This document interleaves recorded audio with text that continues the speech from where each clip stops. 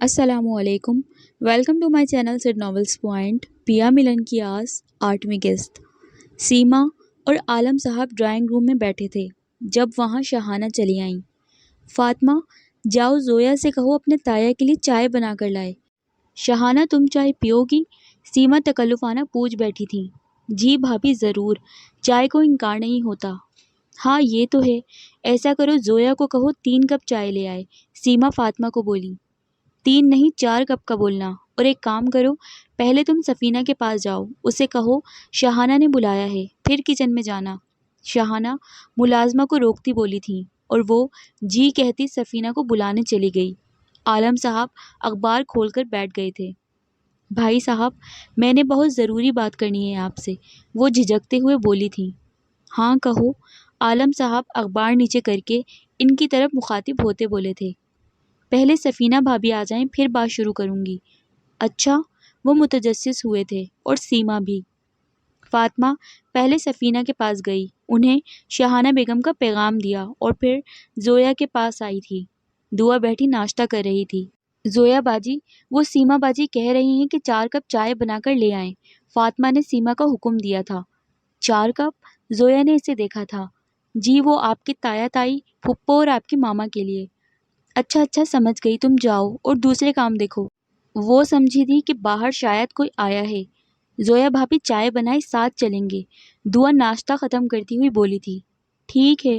زویا نے چائے کا پانی چڑھایا تھا. تھوڑی دیر بعد سفینہ بھی وہیں آئی تھی اور شہانہ کی برابر والی کرسی پر بیٹھی تھی. بھائی صاحب، سفینہ مجھے آپ لوگوں سے بہت ضروری بات کرنی ہے. وہ ابھی بھی جھجک رہی تھی. سمجھ نہیں آ رہا تھا کہ بات کہاں سے شروع کریں. شہانہ بلا جھجک بولو، کیا بات ہے؟ عالم صاحب ان کی جھجک نوٹ کرتے ہوئے بولے تھے. بھائی صاحب، میں آپ سے بہت ضروری چیز مانگنے لگی ہوں. سب کی نظریں شہانہ پر تھیں. شہانہ بھی گھبرا رہی تھیں کہ پتہ نہیں کیا ری ایکشن ہوگا ان کا. شہانہ، میں نہیں سمجھ رہا، ذرا کھل کر بولو. بھائی صاحب، میں آپ سے عمار کے رشتے کے حوالے سے بات کرنے آئی ہوں. شہانہ، میری دعا بھی بہت چھوٹی ہے اور تمہارا بیٹا، مجھے خوشی ہے تم. نہیں بھائی، دعا نہیں. عالم صاحب بول ہی رہے تھے کہ شہانہ نے ٹوکا. بھائی صاحب، میں عمار کے لیے زویا کا رشتہ مانگنے آئی ہوں. میں جانتی ہوں زویا روحان کے نکاح میں ہے، مگر یہ حقیقت ہم سب کو پتہ ہے کہ یہ رشتہ زیادہ دیر تک قائم نہیں رہنے والا، اور زویا میرے مرحوم بھائی کی نشانی ہے. میں اسے یوں درپدر ہونے نہیں دے سکتی. گھر کی بات گھر میں ہی رہ جائے گی. شہانہ نے ایک ہی سانس میں بات مکمل کی تھی. کمرے میں گہری خاموشی تھی. تمام افراد دم سادے بیٹھے تھے. دروازے پر چائے کی ٹرے لیے کھڑی زویا اور دعا نے بھی پوری بات سنی تھی. زویا نے دعا کی طرف دیکھا جس کی آنکھیں بھر آئی تھیں اور وہ وہاں سے بھاگتی ہوئی چلی گئی تھی. زویا وہاں بے حس و حرکت کھڑی تھی. وہ الٹے قدموں کچن میں واپس آئی تھی. ملازمہ کے ہاتھ چائے بھجوا کر وہ دعا کے پاس آ گئی تھی. شہانہ، یہ تم کیا کہہ رہی ہو؟ عالم صاحب بے یقینی سے بولے تھے. بھائی صاحب سوچ کر جواب دیجیے گا، میری بات کا غور ضرور کیجیے گا. شہانہ نے آج سے کہا تھا. سفینہ کی آنکھوں کے کنارے بھیگے تھے. سفینہ تم بھی سوچنا ضرور. شہانہ نے ان کا ہاتھ پکڑ کر کہا تھا اور وہاں سے اٹھ کر چلی گئیں. سفینہ نے شکوہ کینہ نگاہوں سے عالم صاحب کی طرف دیکھا تو وہ نظر چرا گئے تھے. ان سب میں سیما بس خاموش تماشائی بنی بیٹھی تھی. ماما، کیا کہا ہے ماموں نے؟ عمار روم میں بیٹھا اپنی ماں کا ہی بے چینی سے انتظار کر رہا تھا. شہانہ جیسے ہی کمرے میں آئی اس سے پوچھے بنا نہ رہا گیا. کچھ نہیں بولے، میں اپنی بات کہہ آئی ہوں اور انہیں کہا ہے کہ سوچ لیں اچھی طرح سے. شہانہ نے بیٹے کی محبت میں مجبور ہو کر یہ رشتہ ڈال دیا تھا، مگر انہیں ذرا بھی اس وقت اچھا نہیں لگ رہا تھا. ایسا لگ رہا تھا جیسے کچھ غلط بات کہہ آئی ہوں. عمار بھی خاموش ہو گیا تھا. اس نے مزید کوئی بات نہیں کی تھی. دعا وہاں سے دوڑ لگا کر اپنے کمرے میں آئی تھی. وہ زویا کے سامنے کمزور نہیں پڑنا چاہتی تھی، نہ رونا چاہتی تھی اور نہ ہی زویا سے بدگمان ہونا چاہتی تھی. آنسو پھر بھی بہنے لگے تھے. پتہ نہیں کب وہ عمار کو پسند کرنے لگی تھی. یہ بات اس نے اپنے دل میں ہی دبا کر رکھی تھی. وہ کسی اور کا ہو جاتا تو شاید اتنا دکھ نہ ہوتا، مگر زویا کے ساتھ وہ اسے نہیں دیکھ سکے گی. دعا، زویا جو اس کے پیچھے آ کھڑی ہوئی تھی، اس نے فوراً اپنے آنسو صاف کیے تھے. دعا میری جان، ادھر دیکھو میری طرف. دعا صوفے پر دوسری طرف منہ کیے بیٹھی تھی. زویا نے اس کے ساتھ بیٹھ کر اس کا رخ اپنی جانب موڑا تھا۔ لال سرخ آنکھیں، سرخ ہوتی چھوٹی سی ناک اس کی رونے کی گواہی تھی۔ دعا، میں ایسا کسی صورت نہیں ہونے دوں گی، میں چپ نہیں رہ سکتی۔ روحان بھلے ہی مجھے نہ اپنائیں مگر میں خود کو ان کی امانت ہی سمجھتی ہوں، اور آج تک میں نے اس امانت میں خیانت نہیں کی اور نہ ہی کروں گی، کیونکہ وہ میری پہلی اور آخری محبت ہیں۔ نہ ہی ان سے پہلے کوئی تھا اور نہ ہی بعد میں کوئی ہوگا۔ میں دل سے جڑی ہوں اس رشتے سے، شاید اسی لیے اب تک یہ رشتہ قائم ہے، ورنہ کب کا ختم ہو چکا ہوتا۔ بولتے بولتے آنسو بہہ نکلے تھے۔ تم نے یہ کیسے سوچ لیا دعا کہ میں تم سے تمہاری محبت چھین لوں گی؟ دعا کا چہرہ ہاتھوں کے پیالے میں بھر کر اس نے پیار سے کہا تھا۔ دعا زویا کے گلے لگ کر رو پڑی تھی۔ زویا اس کی پیٹھ سہلاتی رہی۔ دعا نے اپنی آنکھیں صاف کی تھیں۔ یو آر دا بیسٹ بھابھی، زوئی تم ہی میری بھابھی ہو بس۔ دعا اس سے الگ ہوتی بولی تھی اور دونوں آنکھوں میں آنسو لیے مسکرا دی تھی۔ شام کو سب سے الوداعی کلمات کہتے وہ دونوں ماں بیٹا وہاں سے رخصت ہوئے تھے۔ زویا نے نہ ہی عمار کی طرف دیکھا تھا، نہ ہی اس سے کوئی بات کی تھی۔ دعا بھی بس خاموش سی تھی، ایمان ہی تھی جو بس چہک رہی تھی۔ رات کے کھانے کے بعد وہ تینوں ہمیشہ کی طرح ٹی وی دیکھ رہی تھیں، مگر زویا اور دعا کو خاموش پا کر ایمان بولی، جو جب سے یونیورسٹی سے آئی تھی ان کا بیہیویئر نوٹ کر رہی تھی۔ کیا ہو گیا ہے لڑکیوں، سب ٹھیک تو ہے نا؟ چائے کا مگ پکڑے وہ ان دونوں سے بولی تھی، جو گمسم سی تھیں۔ زویا بھابھی کا پروپوزل آیا ہے، دعا بھوجے سے انداز میں بولی تھی۔ کیا؟ کون؟ کس نے کہا؟ صحیح صحیح بتاؤ۔ وہ جو صوفے پر اوپر ٹانگیں کیے بیٹھی تھی فوراً سے سیدھی ہوئی۔ عین اسی وقت زارون بھی ان کے سر پر آ کھڑا ہوا تھا۔ وہ دعا کی بات سن چکا تھا۔ دعا اسے دیکھ کر خاموش ہوئی تھی۔ دعا سب بتاؤ، مجھے تو کسی نے بتایا ہی نہیں اس بارے میں۔ زارون دانت پیستے ہوئے بولا تھا۔ اسے سخت برا لگا تھا۔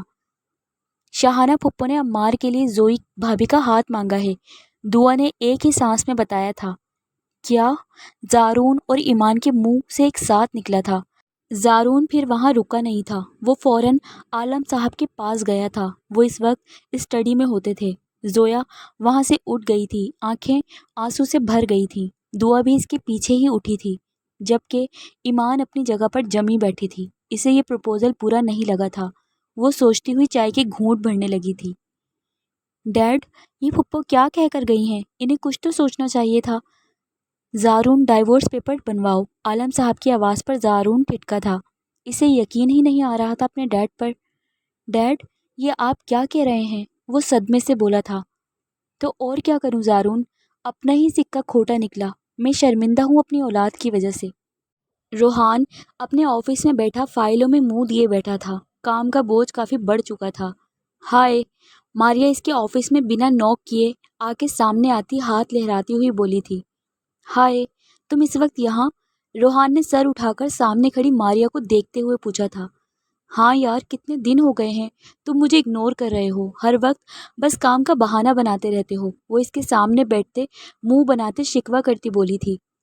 سوری یار، سچ میں میرے پاس ٹائم نہیں ہے۔ تم بتاؤ، کچھ کام تھا؟ وہ فائل بند کر کے اسے دیکھتا بولا تھا۔ ہاں کام ہے آج، میں تم سے فائنل بات کرنے آئی ہوں۔ 3 سال ہو گئے ہیں اور کتنا انتظار کرواؤ گے روحان تم؟ روحان خاموش تھا۔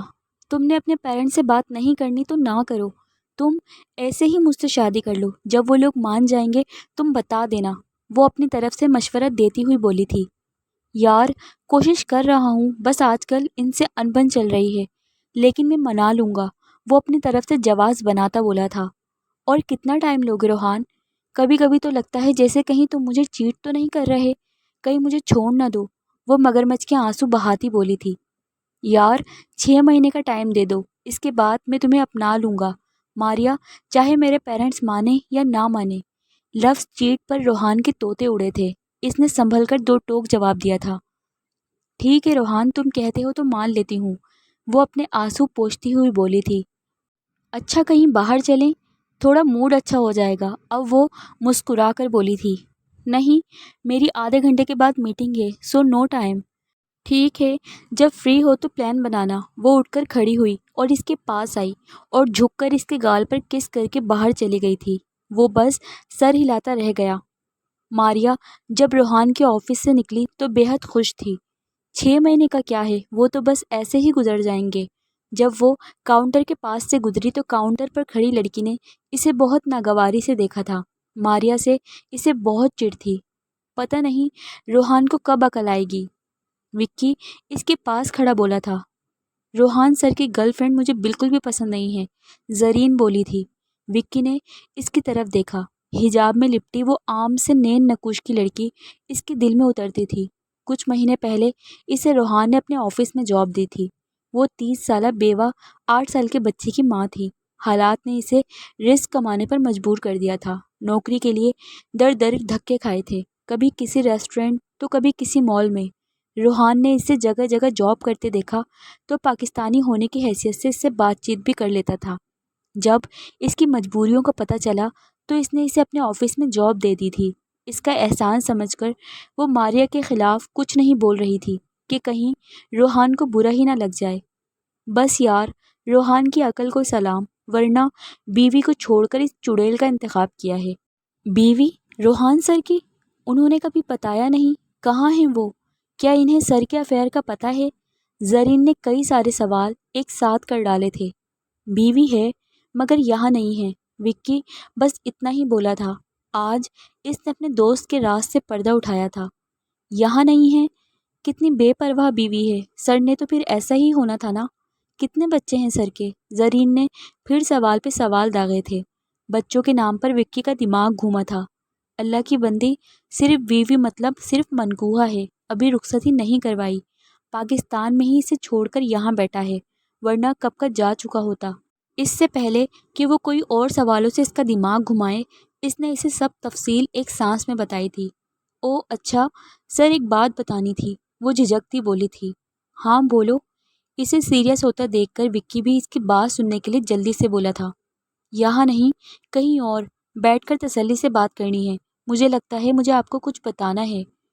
اوکے، پھر شام کو کام ختم کرنے کے بعد ملتے ہیں۔ وکی کو بھی اس کی بات سننے کا تجسس ہوا تھا۔ آفس ٹائم ختم ہونے کے بعد وہ دونوں ریسٹورنٹ میں بیٹھے تھے۔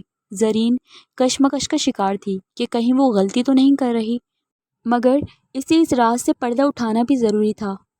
مس زرین پلیز اب بتا بھی دیں، وکی اسے کب سے خاموش بیٹا دیکھ کر بولا تھا۔ وہ جہاں میں رہتی ہوں بالکل ہمارے فلیٹ کے سامنے 2-3 فلیٹ چھوڑ کر ولیم نامی لڑکے کا فلیٹ ہے۔ ولیم ماریا کا بوائے فرینڈ ہے۔ ہاں وہ تو مجھے پتہ ہے، روحان سے پہلے وہ ولیم کے ساتھ تھی، اس بات کا روحان کو بھی پتہ ہے۔ اس کی بات کا وکی نے جواب دیا تھا۔ نہیں، وہ اس کی ایکس تھی، مگر زرین کو سمجھ نہیں آ رہا تھا کہ اسے کیسے سمجھائے۔ مگر تم کیا کہنا چاہ رہی ہو؟ دراصل میں پچھلے 8 سال سے وہیں رہ رہی ہوں، میں حجاب میں باہر آتی جاتی ہوں، اس لیے ماریا مجھے نہیں جانتی۔ پچھلے کئی سالوں سے ماریا اس کے فلیٹ میں آتی جاتی تھی، کئی دن وہ وہاں رہتی تھی اس ولیم کے ساتھ، مگر اب جب سے انہیں روحان سر کے ساتھ دیکھا ہے مجھے اچھا نہیں لگ رہا۔ وہ ایک کریکٹر لیس لڑکی ہے۔ ہاں یار مجھے پتہ ہے، روحان کے لیے اس لڑکی نے ولیم سے بریک اپ کر لیا اور اس نے الزام بھی ولیم پر لگا دیا کہ اس نے چیٹ کیا ہے۔ وکی بھی اس کی بات کی تائید کرتے ہوئے بولا تھا۔ مگر وہ روحان سر کو چیٹ کر رہی ہے، زرین نے ایک نیا انکشاف کیا تھا۔ کیا مطلب؟ وکی چونکا تھا۔ مطلب یہ کہ ماریا ابھی بھی اس ولیم کے ساتھ رابطے میں ہے، میں نے کئی بار اسے ولیم کے ساتھ دیکھا ہے، وہ روحان سر کو چیٹ کر رہی ہے۔ زرین نے اس کے سر پر بم پھوڑا تھا۔ کیا یہ لڑکی اتنی گری ہوئی ہے؟ زرین پلیز کچھ کرنا پڑے گا، روحان کو اس سے بچانا ہے، وکی پریشان ہوتا بولا تھا۔ یس سر، ایک حل ہے میرے پاس۔ زرین نے اسے سارا پلان بتایا کہ اسے کیا کرنا ہے۔ واؤ زرین، یو آر ٹو گڈ، مجھے کسی بھی طرح یہ کام کرنا ہے، وکی مسکراتا ہوا بولا۔ یہ کام کسی بھی طرح اسے انجام تک پہنچانا تھا۔ رات کو کھانے کے بعد زارون ٹی وی لاؤنج میں بیٹھا ٹی وی پر اسپورٹ چینل دیکھ رہا تھا جو اس کا فیوریٹ تھا، جب اس کا موبائل بجا۔ بنا دیکھے وہ کان سے لگا گیا تھا۔ ہیلو، کیسے ہو؟ نسوانی آواز اسے سنائی دی تھی۔ فون کان سے ہٹا کر نمبر دیکھا، ان نون نمبر تھا۔ جی سوری، کون؟ میں نے پہچانا نہیں۔ پہچانیں گے بھی کیسے؟ آپ نے بات کرنے کی زحمت بھی نہیں کی۔ شیریں سی نسوانی آواز اسے کنفیوز کر رہی تھی، کہیں کوئی یونیورسٹی والی تو نہیں، مگر وہ خاموش تھا اور اپنی سوچوں کے گھوڑے دوڑا رہا تھا۔ ہیلو، جواب نہ پا کر پھر سے وہ نسوانی آواز گونجی تھی۔ سوری، آپ خود ہی بتا دیں کون ہیں اور کس سے بات کرنی ہے، وہ تجسس سے بولا۔ سامنے والے نے بھی اس کا مزید امتحان نہیں لیا تھا۔ میں علینا، وہ بس اتنا ہی کہہ کر خاموش ہو گئی تھی۔ میں علینا، وہ بھی بڑبڑایا۔ جھٹ سے علینا کا خیال آیا تھا۔ بھول گئے؟ بس اتنی جلدی؟ ابھی ہماری انگیجمنٹ کو دن ہی کتنے ہوئے ہیں، وہ شکوہ کرتی بولی تھی۔ زارون واقعی انگلی پر دن گننے لگا تھا۔ اسے سچ میں یہ نہیں یاد تھا کہ کتنے دن ہوئے ہیں۔ 7 نہیں 8، وہ منہ ہی منہ میں بڑبڑایا۔ جی بس، وہ آفس میں کام بہت ہے، مصروفیات بہت ہیں، بس خیال ہی نہیں آیا ایسا کوئی۔ کیا ہم کہیں مل کر بیٹھ کر بات نہیں کر سکتے؟ علینا نے پھر میٹھی سی آواز میں پوچھا تھا۔ نہیں، اس کے منہ سے اچانک نکلا۔ نہیں، میرا مطلب ہے ہاں کیوں نہیں، بس ذرا آفس سے فری ہو جاؤں پھر انشاءاللہ ضرور۔ پہلے تو وہ گڑبڑا گیا مگر پھر سنبھل کر بولا تھا، کوشش کیجیے گا جلدی فری ہونے کی۔ اوکے، میں بعد میں بات کروں گا آپ سے، کہتے ہوئے اس نے کال کٹ کر دی تھی۔ زویا اس کے ساتھ آ کر بیٹھی تھی۔ بہت دن سے وہ اس سے بات کرنا چاہ رہی تھی، اس لیے وہ اس کے سامنے آ کھڑی ہوئی تھی۔ زارون فوراً سے فون کال کٹ کر کے اس کی طرف متوجہ ہوا تھا۔ کیا بات ہے زوئی؟ زارون کو وہ پریشان سی لگی تھی۔ زارون پلیز میری ہیلپ کرو، اسے کچھ سمجھ نہیں آ رہا تھا کہ کیا کرے۔ عالم صاحب سے وہ بات نہیں کر سکتی تھی۔ ہاں بولو، کیا ہیلپ کر سکتا ہوں میں تمہاری؟ زارون طیب ابو کیا کرنے والے ہیں؟ وہ پریشان سی بولی تھی۔ وہی جس میں تمہاری بھلائی ہے، وہ تحمل سے بولا تھا۔ پہیلیاں مت بجھاؤ، صاف صاف کہو، وہ اپنے دوپٹے کا کونا مروڑتے بے چینی سے بولی تھی۔ ڈائیورس کے پیپرز بننے کے لیے دے دیے ہیں۔ ڈائیورس کس کی؟ وہ سمجھتے بھی انجان بنتی بولی۔ تمہاری اور روحان کی، وہ بھی دکھی ہوتا بولا تھا۔ زارون پلیز ایسا مت کرو، آنسو ٹپ ٹپ گرنے لگے تھے۔ زویا پلیز، تم کس کے لیے رو رہی ہو جس کو تمہاری پرواہ تک نہیں ہے؟ ایمان اس کے سر پر کھڑی بول رہی تھی۔ زویا نے سرخ آنکھوں سے ایمان کی طرف سر اٹھا کر دیکھا تھا۔ ایمان کو اس کی بے بسی پر ترس آیا تھا۔ وہ کر بھی کیا سکتی تھی اس کے لیے؟ زویا پلیز ایسا مت کرو، وہ اس کے پاس بیٹھ کر اس کا چہرہ تھامتی بولی تھی۔ زارون اٹھ کھڑا ہوا تھا۔ اس سے زویا کے آنسو برداشت نہیں ہو رہے تھے۔ پلیز زویا، سمجھنے کی کوشش کرو، شادی اس سے نہیں کرنی چاہیے جسے تم چاہو، شادی اس سے کرنی چاہیے جو تمہیں چاہے۔ ایسے روحان بھائی کے پیچھے اپنی آنے والی زندگی مت برباد کرو، ایمان اسے سمجھاتی ہوئی بولی تھی۔ مگر وہ اس دل کا کیا کرے جو دھڑکتا اس کا نام لے کر تھا، اس لیے اسے بنا جواب دیے وہ وہاں سے اٹھ کر چلی گئی تھی۔ ایمان اپنا سر پکڑ کر بیٹھ گئی تھی کہ اس کا کیا بنے گا۔ طلاق کے پیپرز عالم صاحب کے ہاتھ میں تھے۔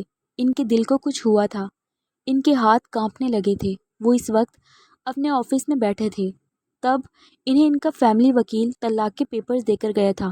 زارون جو ان کے سامنے ہاتھ باندھے کھڑا تھا، بھاگ کر ان کے پاس آیا تھا، پانی کا گلاس ان کے منہ کے ساتھ لگایا تھا۔